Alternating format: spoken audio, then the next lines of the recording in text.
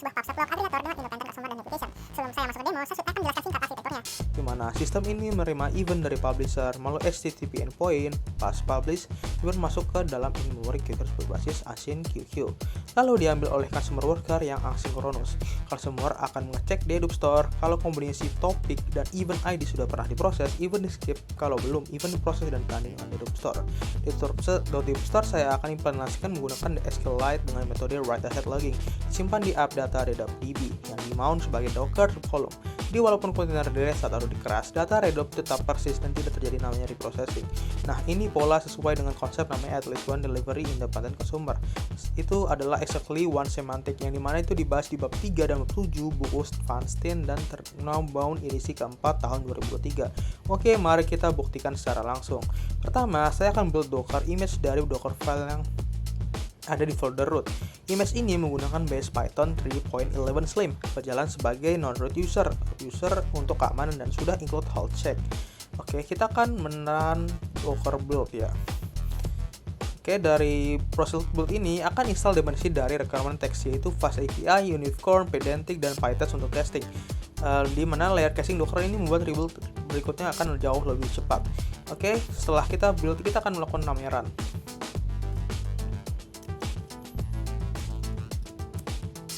Nah, dari run tersebut, dia jalan di background dengan port 8080 terbuka ke host, dan volume di OTS data di mount ke app data supaya database-nya persis. Kita verifikasi dulu supervis sudah hidup lewat health check endpoint yang kita buat. Nah, tertulis healthy, artinya Fast API sudah running dan siap menerima request. Customer worker juga sudah start di background via Fast API Lifespan Handler. Oke. Sekarang saya akan mencoba mengirimkan 3 event unik ke topik AppLogs dengan event ID berbeda. Saya contohkan sini EVT001, EVT02, dan EVT03. Ini adalah golden path, tidak ada namanya duplikasi. Nanti semua event ini harus diproses secara sukses. Kita akan mengeran demo publish unique di sini. Nah, dari demo ini kita menunjukkan receive 3, proses 3, duplicate record 0, artinya sistem menerima 3 event proses ketiganya dan tidak terjadi nama duplikat tersebut karena memang semua event ID-nya itu berbeda. Lalu kita akan lanjut mengecek statsnya. Dari statsnya juga itu menampilkan metrik agregat sistemnya di mana receive total 3, unit proses 3, duplicate 0. Dari daftar topik berisi AppLogs dan uptime sequence-nya berapa detik sudah berjalan. Ini juga selaras dengan metrik evaluasi yang saya bahas di laporan bagian T8 di mana throughput, latency, dan duplicate rate. Kita lanjut ke events. Nah, dari poin-poin event ini dengan filter topik apps logs, kita mengeluarkan daftar event unik yang sudah diproses. Terlihat ya, dari 3 event ID yang berbeda, masing-masing punya private timestamp yang berbeda. Ini adalah bukti bahwa event sudah masuk ke di App Store dan bisa di-query kembali. Sekarang, bagian paling penting adalah simulasi at least one delivery. Dalam sistem distribusi nyata, publisher seringkali melakukan retry karena network timeout, broker cache, atau consumer worker almost hilang. Akhirnya, akibat event yang sama itu bisa datang 2 kali, bahkan 5 kali. Tanpa independensi ini, itu menyebabkan data terduplikat. Misalnya, log yang sama dihitung 2 kali atau membayar proses berulang. Di sini saya akan mencoba kirim event ID yang sama, yaitu EBT01. Tadi sudah kita proses sebanyak 5 kali berturut-turut. Harapannya nanti sistem akan proses sekali, dan 4 sisanya ditandai sebagai duplikat. Kita akan mencobanya dengan publish duplikat di sini. Nah, sudah coba. Dari ini komen kita bisa lihat ya, perhatikan bahwa setiap respon itu proses 0, duplicate detected 0, dan fixer 1, sistem mengenali bahwa EVT01 ini sudah pernah masuk ke Hadoop Store. Jadi di skip. Dari yang 5 saya kirim tadi itu 5 kali di reject sebagai duplikat. Kita lanjut ke pengecekan status. Dari pencet stat ini, Universal tetap tidak berubah sama sekali walaupun ada 5. Dengan rescue baru, sementara di duplikatnya droplet naik menjadi 5. Inilah exactly one and semantic. Saya capai lewat kombinasi at least one delivery plus independent consumer. Dari konsep ini adalah standar industri di Kafka, RabbitMQ, dan sistem message queue modern lainnya. Baru kita coba ke event topik yang tadi filtering. Nah, jumlah event tetap 3. Tidak ada duplikasi data secara logikalnya.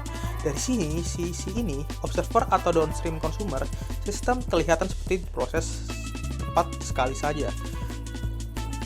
Kita cek di Docker logs. Nah, dari data log ini terlihat pesan warning ya, duplicate detected of topic apps log event ID EVT001.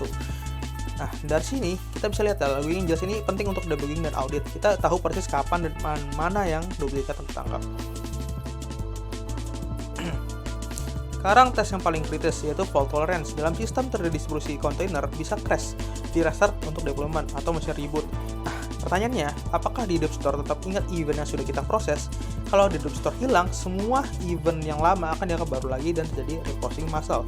Inilah masalah serius untuk agregator yang harus memberikan evaluasi konsistensi.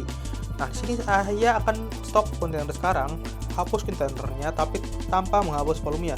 Lalu start ulang dari image yang sama.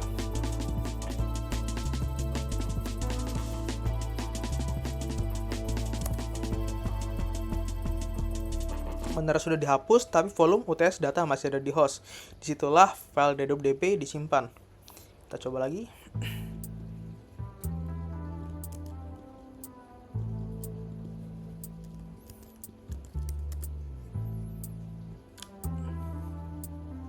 Kontainer baru sudah berjalan. Kita lihat health check-nya oke.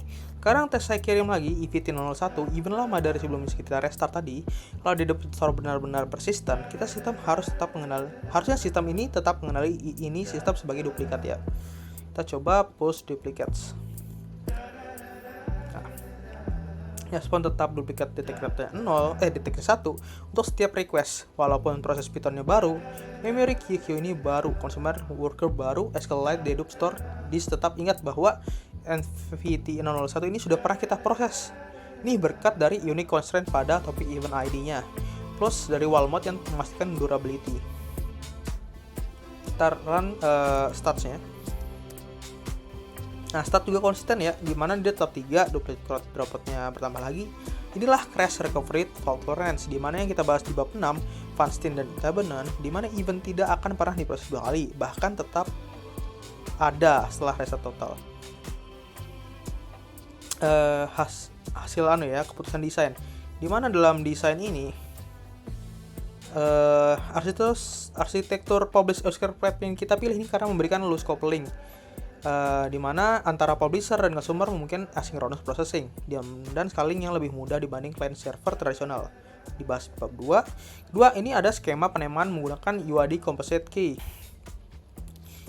Ini direkomendasikan untuk event ID sehingga event yang sama berbeda tetap independen. Tetap independen dan probability collision-nya secara praktis 0. Ini sesuai bab 4 tentang naming. Baru lanjut ke 3, ini ada ordering saya pilih per topik ya, dimana bukan total ordering karena topik logger itu bersifat independen dan total orderingnya mahal secara performa. Ini konsisten dengan pendekatan Kafka dan partitionnya. Keempat, ada namanya Dedup Store pakai SQLite dengan WAL untuk directly tanpa external service. Ini sesuai dengan constraint UTS bahwa semua harus lokal dalam kontainer. Nah, dari sistem ini dia tuh lolos 35 dari 35 unit tes, termasuk tes DEDA, persistent setelah restart di skema validation, dan stress test 5000 event. Nah, untuk source code lengkapnya itu berada di repository GitHub link yang di deskripsi video ini. Oke, jadi terima kasih sudah menonton. Wassalamualaikum warahmatullahi wabarakatuh.